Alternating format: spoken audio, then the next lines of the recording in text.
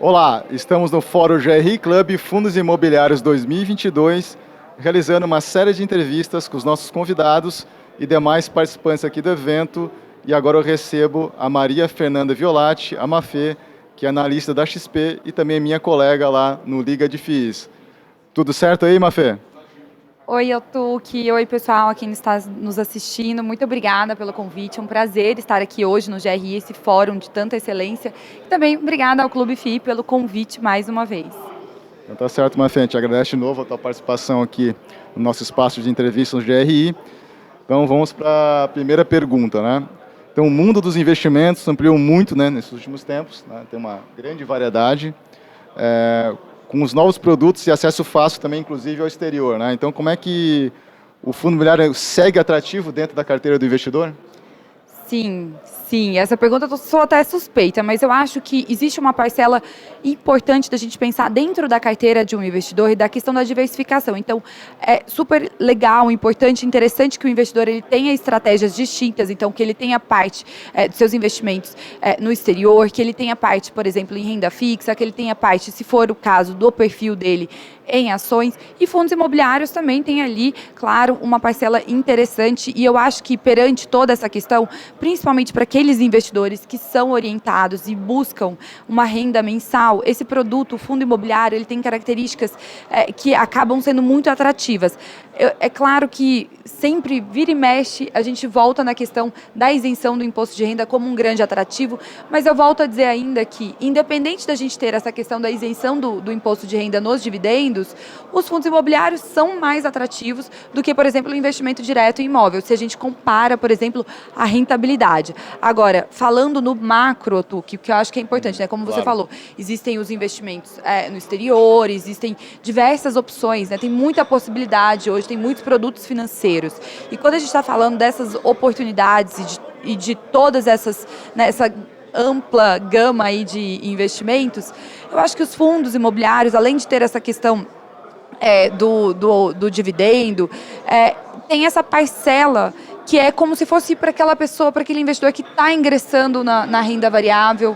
Então, ele tem um perfil até de menos volatilidade, talvez, do que as ações, entre outras questões que eu acho que eu poderia ficar aqui com você um bom tempo aqui. E eu também acho que você, assim como eu, é um entusiasta do produto, gosta de fundos imobiliários. A gente está ali sempre juntos falando no Liga de FIIs sobre fundos imobiliários. Então, eu entendo que o produto permanece, sim, atrativo. Em termos de rentabilidade, também eu acho importante falar. A gente está vendo aí, né, os últimos meses, um cenário de deflação, e aí agora, mais recentemente, a gente saiu aqui o IPCA 15 de outubro, ou seja, uma prévia para a gente ter uma noção do que está acontecendo, e ainda assim a gente teve ali uma alta, né, ou seja, a inflação em um cenário positivo, até com uma alta acima da expectativa do mercado. Então, Otu, o que eu acho?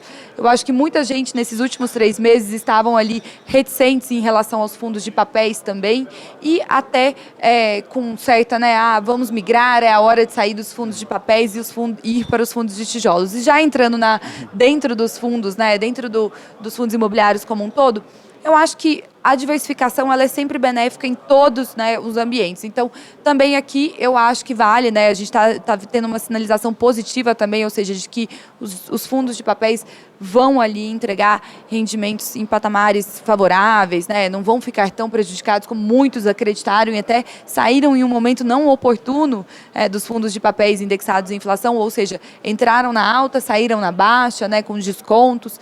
Então, e os fundos de tijolos, a gente tem aí perspectivas de que em meados de 23 a gente comece a ter os cortes, né, talvez da Selic, e com isso um cenário se torna, né, um ambiente macro vai se tornando cada vez mais propício também ao ambiente de negócios e aos fundos de tijolos. Então, minha visão é positiva, acho que sim, né, é uma classe atrativa e que traz diversos benefícios para o investidor como um todo ali ao diversificar e ao tê-lo na sua carteira.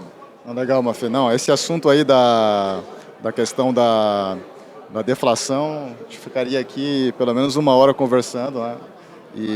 Mas eu queria fazer uma última pergunta para você, em relação à participação feminina, né, no mercado financeiro, e se você acha que, em geral, elas têm um perfil muito diferente dos homens como investidoras, de repente até como investidoras de fundos imobiliários. Qual que é a sua opinião? Boa pergunta, Otoki.